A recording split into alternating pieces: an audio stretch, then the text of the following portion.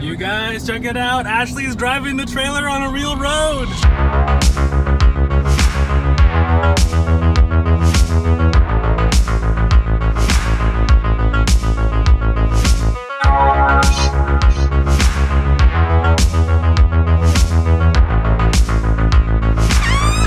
Hey guys, my name's James. And I'm Ashley. We sold our house and we are traveling across the country with our kids. My name's Goose and this is Maverick. Come join us. What you working on, Goose? Fives. Oh, little show me. Good morning, Mom. We got our coffee. Goose is doing her homework like normal mornings. And of course I'm over here editing away. I'm trying to take this time while we're here at Lake Medina. We purposely scheduled out a couple extra days for like work days so that I could try and get ahead on these vlogs, because I feel like I'm drowning like between the freelance work and editing the vlogs. I barely get them out in time. I'm like working up until midnight or whatever the night before, if not morning of, trying to get these out, which is crazy because it's like traveling is awesome and it's so cool, all these places we get to see, but it takes so much time planning, packing, unpacking, figure out where we're going, and then going on these adventures. Not that I'm complaining because this is amazing. Like, sorry, that's my coffee brewing. Can't start the morning without my Keurig coffee. Anyway, so I'm just trying to get ahead on these videos so that way I'm not up until 1 o'clock or whatever the night before trying to get these done.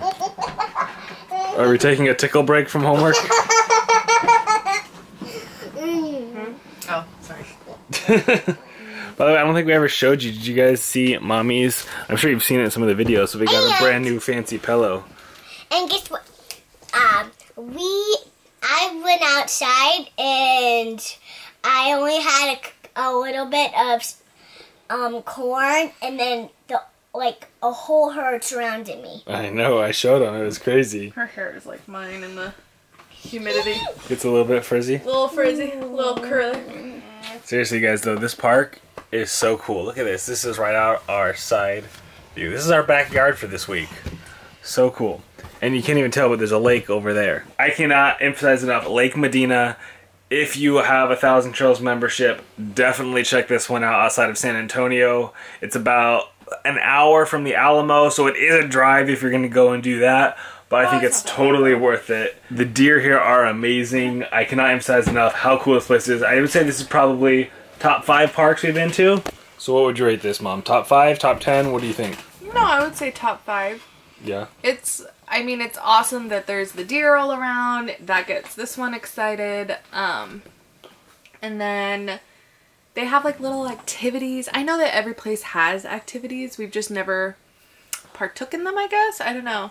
There is this group of older ladies and gentlemen that were playing music that I remember from like my childhood, and it actually made me think of like my family reunions that we go to way out in the sticks, and my grandpa Winnie like playing his fiddle and stuff, and all of my uncle cousin people like playing their guitars and everything. Yeah, it reminded me of that, which was kind of nice, kind of felt, you know, like home. And then James talked to our neighbors, who are the sweetest couple. Thank you so much. Goose said that you watched some of our videos. So if you watch this, thank you so much for just being so kind and bringing over food, the deer food for us.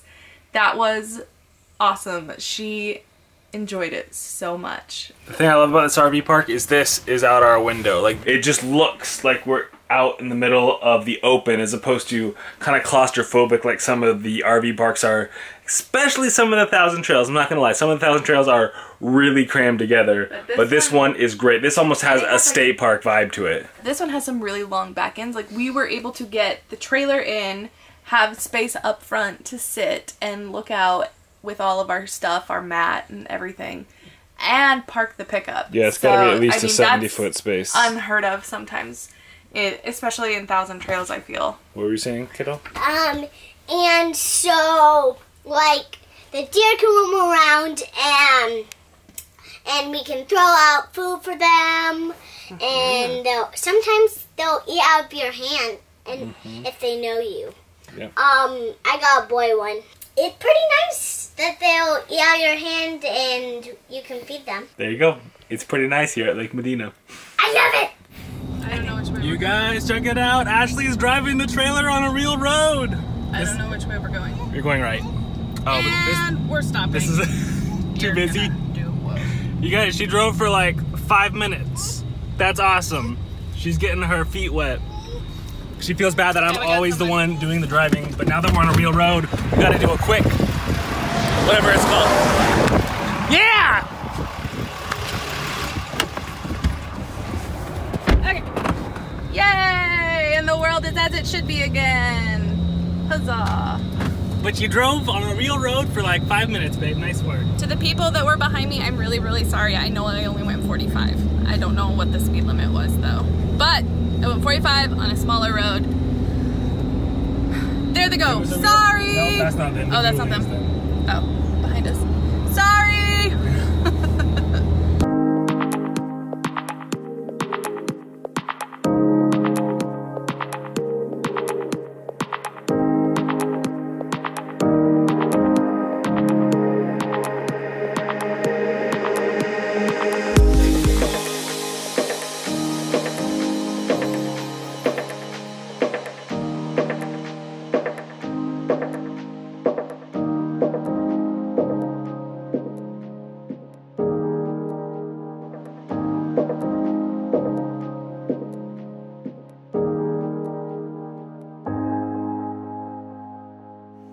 So last night when Ashley was cooking dinner, she noticed that one of the burners actually physically popped off. We are pretty sure it happened when we were traveling from point A to point B.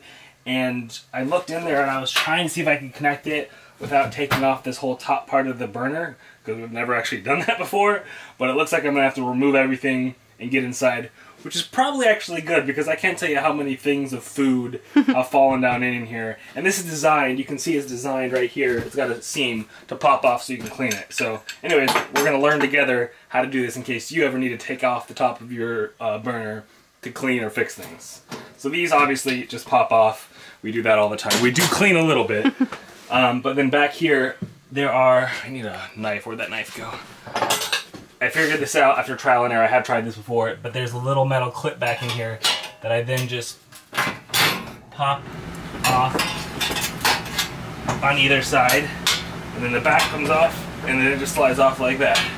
Here are the two clips that we just popped off. As you guys can see, those are bolted in, but then here is the third burner that got removed. Theoretically, it should be pretty easy. My understanding of propane and how it works, it doesn't actually need to be sealed. It's actually just open tubes. You can see that there's full-on holes in here. I don't know if it's designed for air to flow through there, or if it's so it doesn't get like too much pressure and explode or something. But I shouldn't have to do any sort of sealing or anything. I should just be able to pop it back into place and then pop that on. Now the question is, it looks like there was a little screw that went underneath there to hold this on. Oh, yeah, there it is right there. Literally just found it. So I'm going to have to screw that back in, and hopefully it's not stripped. Hopefully I can just easily get that back in there and be good to go. Well, and this little thing looks like it needs to Well, yeah, this is the starter. I did unplug this because that connects right to here, so that way when we go click, click, click, it makes a spark right there. Are we in? There we go. So that is one solid piece, and then I just bolt this back onto the stovetop.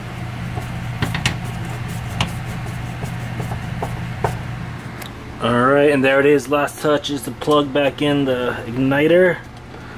There we go. Now, maybe, if you guys are doing this, you might want to consider picking up your pasta noodles and croutons and brownie bits from inside your tray. But that's optional. You don't really have to do that. Oh my goodness. Like Rice Krispie Puff things.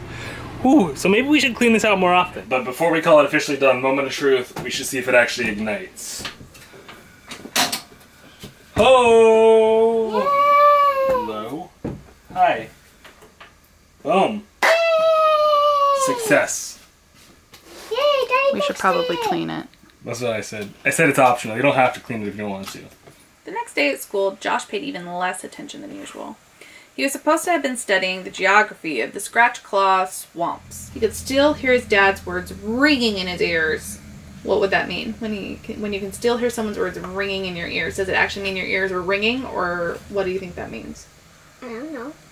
It means that he can still hear what his dad was saying to him. So say that Mommy got after you for bringing a unicorn home. Bringing a unicorn home and trying to sneak it in your room. He imagined Amos Wilkes winning the race and getting to meet T-Bill, and his heart sank. T-Bill? Remember Pterodactyl Bill, the coolest dino rider? All right, can you guys spot the baby? Where's the baby? Where is she? Hello! Oh, did you find some diving rings? Very cool. Good morning, guys. We are starting off this beautiful Houston, Texas morning by drinking some coffee and painting some rocks out here on the front porch, aka our backyard, aka this Thousand Trails campground. But look at this. Mommy is going to town on these rocks. She's got a flower bouquet here.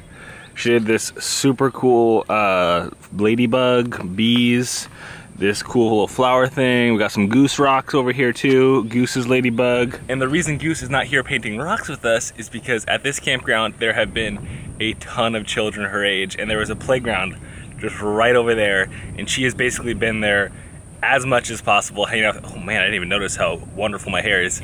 She has been hanging out there as much as possible this morning. She's like a creeper pants. She like comes out here to stalk to see if the kids are out. But I am honestly surprised how well Maverick is doing on this mat. She's got some toys and some books and whatnot, but she really hasn't crawled off it a whole lot. She's just hanging out on this mat. She did over here. She likes to play with the rocks. She's come over and like climbed on Apollo, but that's about it.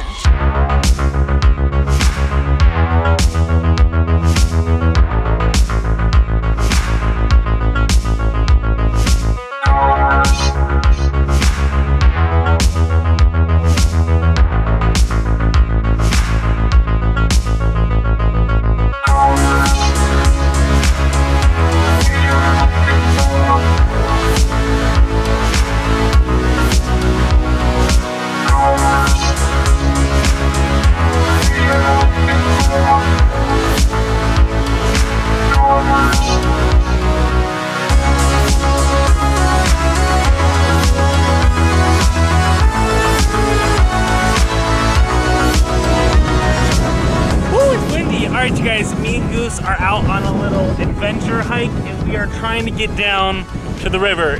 This campground's actually really cool. It's literally right up against the river. It's so close, even so they have this yellow rope up because as you can see, it's sliding down. I don't know if it's when it's rainy or what, but this starts avalanching down into the river. But Goose has picked out a spot that she thinks is the best area for hiking down. So you ready to go explore? Yeah? We don't really have exploring shoes on, but we're gonna try anyway. That makes me a little bit nervous. Exposed wires, don't touch those. All right, ready? Got it? All right, nice and easy. A little explorer girl. All right, follow where I go. So I'm not gonna lie guys, coming from the Pacific Northwest, there's not really anything we have to worry about up there, like rattlesnakes or gators or any sort of animals other than maybe the occasional bobcat and Bigfoot, of course. But like here or in other parts of the country, like when we're in Phoenix and whatnot, there's things like rattlesnakes, or when we get down further south, there will be things like gators in Florida. Like you never know, like I'm not from around here, so I don't know what should I be looking for. So I'm always a little hesitant when we're down here exploring. Like, are there things I'm unaware of? Are there things I should be thinking about that I'm not thinking about? Because, like I said, in the Pacific Northwest, we kind of don't have to worry about anything from ticks to snakes to whatever, the occasional gardener snake and whatnot, but that's it. But here, I just don't know, so I'm a little bit nervous. You think we're good down here, kid, or do you think we should be wary of something? What about a snow dragon? A snow? There could be a snow dragon, that's true. All right, babe, show them what you've been working on. Look at that, you guys. Isn't that awesome? That is so cool. Hold still, mommy. I think that's amazing, you guys. If you can't name the movie that that's from, then you shouldn't be watching our vlog. And then the second cutest thing after that is, look at this. That probably looks looks super grainy because I'm shooting this on my phone. But so cute right now. The 1,000 trails in Texas have by far exceeded my expectations. Compared to some of the other ones we've been to, the 1,000 trails here that we visited, granted we've only been to 2 of them, the Texas ones are far and above some of the best 1,000 trails we've been to. Thank you so much for watching, guys. Don't forget, if you want real-time updates about where we are and what we're doing, or find out ways to do live hangouts one-on-one, check us out over there on Patreon. But until next time, guys, remember, stay positive, get out there, life is an adventure, so make some memories.